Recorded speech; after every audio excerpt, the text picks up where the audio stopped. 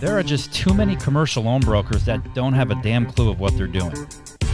All we're trying to do here is better the industry for everybody.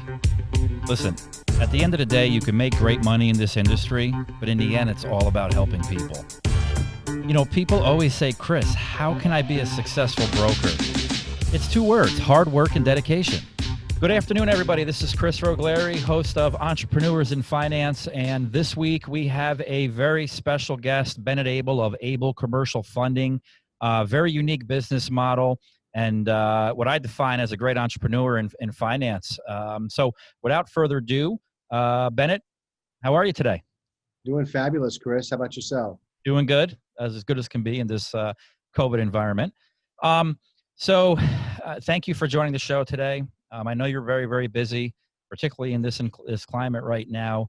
Tell me a little bit about your business. What does Bennett Commercial Funding actually do? Abel Commercial Funding, what we do here is specialize mainly in real estate finance. Mm-hmm. We're an alternative lender that focuses on the fix and rehab type loans, fix and flip, commercial real estate, specializing in 1 to 4 units as well as over 5 units. In both small balance and higher amounts in real estate, at the same time offering lines of credit for businesses and real estate investors. It sounds like you're diversified. I mean, your firm is diversified. You do both business loans and real estate financing? Yeah, I would say 70% is real estate, and then the rest could be lines of credit / business loans.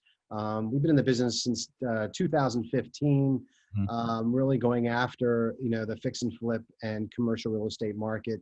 Housing, everyone keeps talking about COVID and how am I doing, but I'm just following the wave of housing, and housing is continuing every month to break records.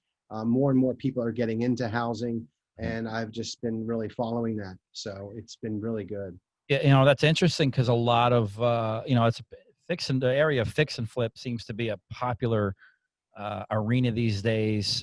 You could see it on TV. There's TV shows about it, but it's interesting that your firm is doing it from the other end, right? Because we see like how people fix and flip houses, how they go in, they buy cheap, they fix it up, and then they flip it. But what I think what a lot of people don't realize is what it takes to do that, which in the end of the day is financing, is capital in order to do that. So you're kind of in that hidden area that people normally don't see that normal mainstream TV popularized. Yeah, and we make it, we work with all types. That's one of the things that our firm stands behind, is that there's so many people now looking for a new industry to get in for themselves for work. Right. And that we brand ourselves that we're for the experienced investor with the pricing for them, but we also take the inexperienced or the novice, hold their hand, walk them through, and that's our job. So what makes us very unique is that we have the personnel to work with our borrowers, hold their hand, give them advice on rehab and different ideas. So we do more than just sell them finance. We actually have a team here that can help consult them with some of the better ideas of what to put into the properties and maybe how much to spend, because we definitely need a certain profit margin in order for all of us to win. I mean, if they win, we feel like we win. Right. Our other claim to fame is that we run more of a kind of like a volume-based than necessarily a fee-based. And what that means is we try to push out as many loans as we can versus taking limited loans and charging a lot for them. And I think that's one of the reasons why we do have such repeat borrowers. And, tell me for our viewers, why would somebody go to your firm over a bank? It's a great question. I always recommend actually, or even mention on the phone when I get a call, is have you exhausted the bank route? And what I hear is why they can't go to a bank. Okay. I recommend they go to the bank before calling me, and learn from them. And that what we can provide them, most of my borrowers are self-employed. They don't want to supply tax returns because their accountant has done a great job showing them no income. We don't require income verification.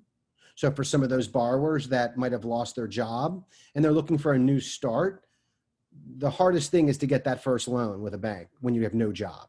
Right. If they have money in the bank and the deal makes sense, we're going to finance that deal because we do mainly stated income, which as we know is we look at the profitability of the project Mm-hmm. rather than the global cash flow of the borrower per se.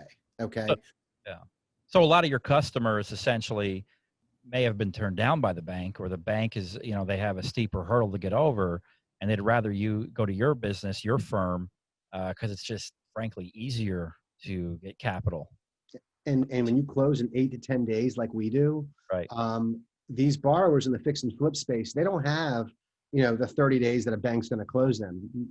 I'm in the business for speed. And if I can't provide that, they're going to go somewhere else. Mm-hmm. And that it's very important because they don't want to lose these properties. And that's why they come on the alternative way with us. Right. Right. So it sounds like there's a lot of customer service, that you're not just providing the capital, but there's a lot of customer service your firm specializes in taking that borrower from application to funding. We have a lot of, we consider family borrowers, where they call us, they talk about their personal life with me. They have family friends they've turned me on to. The biggest compliment a business can get is getting a referral from a past borrower. And when that referral is a family member of my borrower, even more. And, we really take pride in taking care of our current borrowers, because without them, I wouldn't be able to continually grow every single year. Mm-hmm. How many people do you guys help on a monthly basis? Meaning, like, how many deals you guys doing every month? Understand that we have about 4 employees. Okay. So these are like, all over the country. I have 2 here in DC that originate, and I have 2 around the country. Okay. And that I chose to run a business, not like a boiler room. Okay. I chose to give the personal service to those borrowers. And in order to do that, you can only do so many loans. We're doing it between 14 to 18 loans a month. That's really good. And I'm so proud of that. I've been told, Bennett, hire more, get some more phone lines up, get it bigger and badder. And you know what? I've been there with other businesses. I love where we are right now, because I can give my borrowers the attention. I can learn about new products and not be inundated every single day, with problems. And so with that volume, with the kind of business that I run here in Washington, D.C., we're doing very well with that model. And you're not just focused on Washington, D.C., right? I mean, you're nationwide. Is that correct? Yes. We have partnered with different investors that are demographically positioned. So we do quite a bit here in DC. I would say 50%, but then the other 50% is coming from across the country, mainly East Coast, South, in the Texas market as well. And now we're branching out west now. Okay. Denver markets, Arizona, we're seeing tons of growth right now going on. And Seattle, Washington, they're one of our more popular areas of funding right now. Okay. And obviously we're all living in this COVID-19 environment right now. What is from your angle, what have you seen as a result of COVID in your business model? What are you hearing from borrowers? What are you experiencing? Are you guys approving more? Are you not approving more? Tell me about that. How's COVID affecting your business? It's sad. It's affected a lot of people in some bad ways. And I feel for all of those people. From a lending standpoint, there's just some more documentation for me to get through with my borrowers, i.e. on an SBA loan. Now there's a COVID form, okay? There's never used to be a COVID form before, right? So there's more hurdles because let's say the last year, their numbers aren't gonna be that good. Right. So we have to take that and trust me, my investors are taking that into accordance, which is great, okay? Understanding that they had a 1-year bump and decline in their business. Again, because I'm focused, Chris, on housing, I'm not seeing much change right now. If anything, my investors who left me in March for about a month have come back roaring ahead. Now they're back with me and they are lending their money again. So they got a little scared back in March, but now money has gotten cheaper again and we're getting a lot more aggressive because the investors are kind of back in the game now. So, my space, I'm seeing a lot more people wanting to borrow money through leveraging their properties than their business cash flow. So when someone's, I'm getting a lot of calls for money, you could imagine their PPPs have dried up. And now they're looking for money when their business cash flow doesn't warrant a loan. My next question and how I help people is leveraging equipment or real estate. And that's the change. So I think what makes your firm, I'm getting to reading that, what makes your firm different is, again, you can kind of tailor fit a solution to your clients, right? You're not a one-dimensional firm. Correct. And I spend a lot of time with the smart leverage than just the easiest leverage. And my borrowers know that. I'm going to the real estate first, which is your most, I would say, cost-effective way to borrow against besides receivables and factoring. And they know that. And if they don't have it, then we kind of go down the list for equipment or anything like that. But we have so many options for my clients that at the end of the day, they're going to get funded. All right. And how, where do you see your company in 4 or 5 years? Like any big plans for the future of for your financing company? Yeah, it's a great question.